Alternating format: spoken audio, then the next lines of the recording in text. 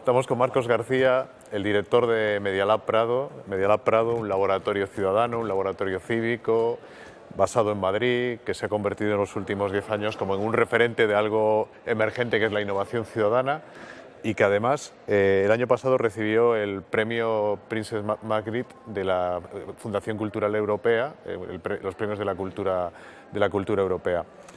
Y estamos inmersos en el Idea Camp, que es un evento que organiza la ICF en Madrid, precisamente. Entonces, me gustaría que conversásemos un poco acerca de la relación que se establece entre Media Lab y la Fundación.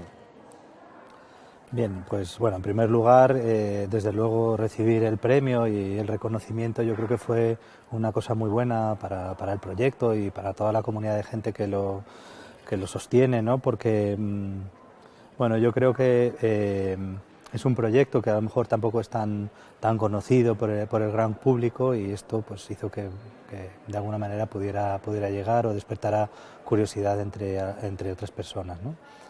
Pero bueno, más allá de eso, yo creo que todo el potencial del premio también tiene que ver con las colaboraciones que han surgido con la ICF, ¿no? Con la European Cultural Foundation.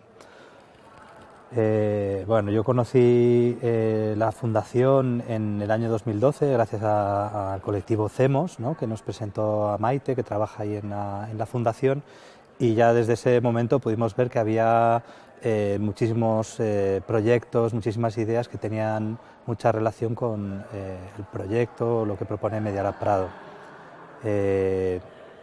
Estaban pensando en nuevos formatos de convocatoria, trabajar también en el ámbito del procomún, entender la cultura como un campo para la experimentación y para el encuentro entre personas diferentes, entender también cuáles son las implicaciones políticas de todo eso. Entonces, bueno, luego fue también una sorpresa muy grata ver los proyectos que se dieron en el primer Idea Camp en Marsella, luego en Estocolmo, y ahora afortunadamente encima pues se está celebrando en Madrid, ¿no? También desde que Media Lab Prado recibió el premio se intensificaron las colaboraciones. Ha sido una suerte también conocer a toda la gente que trabaja en la fundación, y muchos de ellos pues nos escriben con propuestas presentándonos otras iniciativas en Europa con las que poder colaborar, proyectos europeos, y bueno, pues también cosas concretas como por ejemplo las 3 residencias que Media Lab Prado ofrece para algunos de los participantes en el Idea Camp, que pueden presentar una candidatura para desarrollar parte de su proyecto durante un mes en Madrid. Genial, o sea que el premio representa una intensificación de la colaboración, ¿no? Es parte de un proceso activo. Aludías al Procomún, y yo creo que es interesante que conversemos un poco sobre la identidad de Media Lab, o qué hace único, aunque esto suena un poco exagerado, único al Media Lab, y yo creo que hay algunas palabras clave, algunos procesos importantes que a lo mejor ahora ya suenan como un lugar habitual, pero hace 10 años prácticamente nadie hablaba de ellos, ¿no?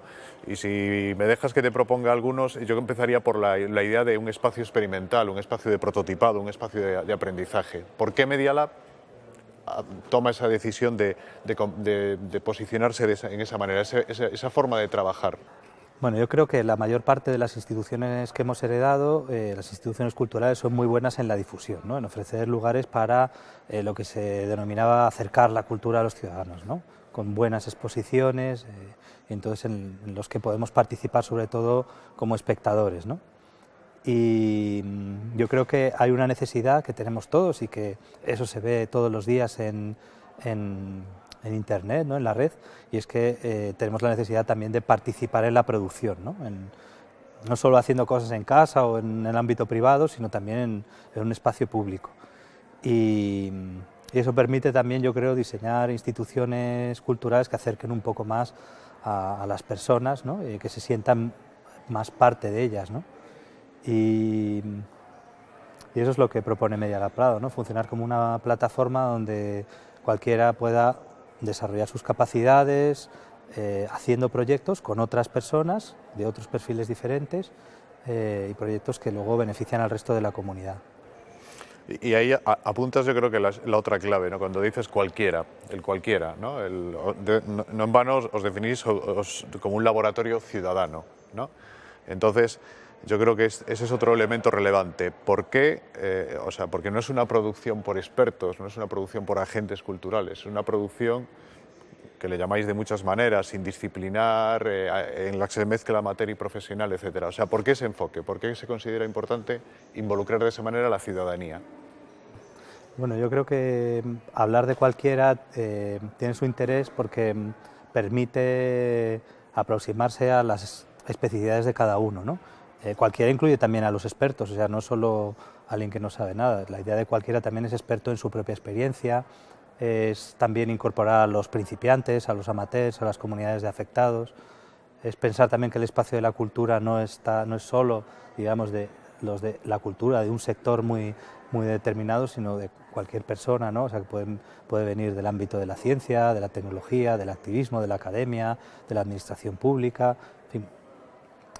O sea, cuando hablamos de cualquiera es intentar hacer ese ejercicio de pensar qué quiere decir eso de cualquiera, ¿no?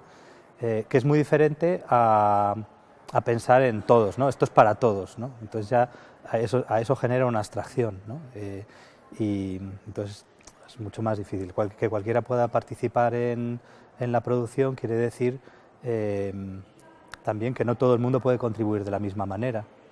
Entonces los expertos a lo mejor pueden contribuir en su especialidad mucho, pero también hay una parte que a lo mejor queda fuera y que pueden aportar, pues lo que sé, los afectados, los amateurs, los principiantes o los curiosos o simplemente alguien que pasaba por allí puede hacer un comentario. También son pequeñas aportaciones que podemos tratar de integrar pues en los procesos de producción, no sé, de llevar a cabo un proyecto que puede ser, no sé, una visualización de datos del tráfico de la ciudad, un juego experimental, puede ser, no sé, la traducción colaborativa de un libro, un proyecto cultural, casi puede ser cualquier cosa, ¿no?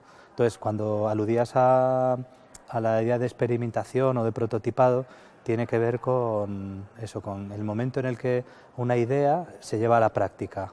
Son las primeras formas de materialización, ¿no? de ese proyecto, con lo cual es el momento de máxima apertura, que puede incorporar ideas de otros y también de experimentación, porque quiere decir aprender del error, ¿no? O sea, que si fallas no pasa nada.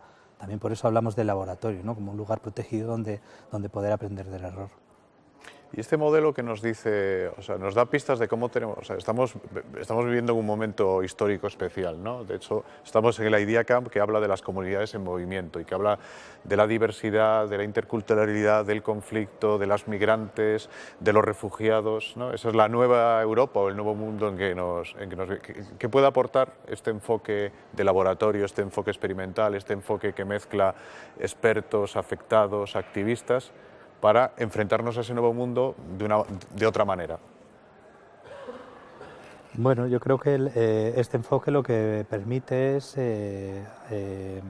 construir, yo creo, una institución, una plataforma que ayude a que se formen nuevas comunidades, ¿no? Nuevas comunidades de práctica, nuevas comunidades de aprendizaje que están compuestas por personas diferentes, ¿no? Y yo creo que eso tiene implicaciones políticas importantes.